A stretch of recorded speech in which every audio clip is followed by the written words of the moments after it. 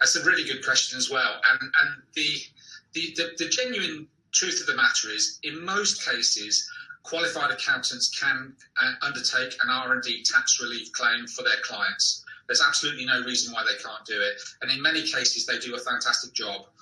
Where it becomes useful to use a specialist or to use additional resource is if you're doing a claim that might be quite complicated, especially if you're doing it for the first time and you're not aware of what needs to go into the claim, because there are two elements to this. The first is the financial side, the numbers part, if you like, which accountants are typically exceptionally good at. So they will go through the balance sheet, they'll reconcile all your invoices and all your costs with what work has been undertaken. So they'll be able to spot where the costs are and where they've been allocated in your P&L.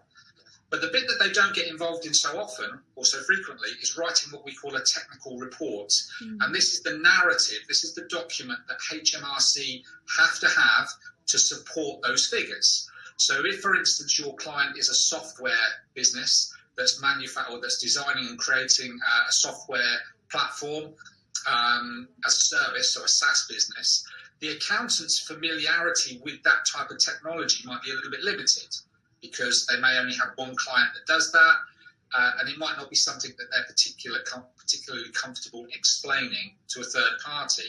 And that's where, if you bring that project to an expert who maybe has written dozens or even in some cases hundreds of claims for similar software businesses, the chances are that that report will be much more robust. It's much more likely to be approved first time round, which means that it sails through quicker and it's a lot more efficient in the way of working.